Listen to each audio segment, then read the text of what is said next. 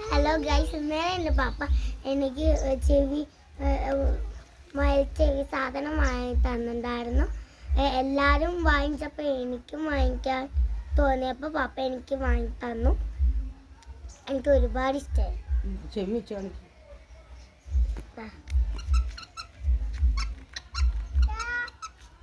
എനിക്ക് ഒരുപാട് ഇഷ്ടമാണ് ശബ്ദം.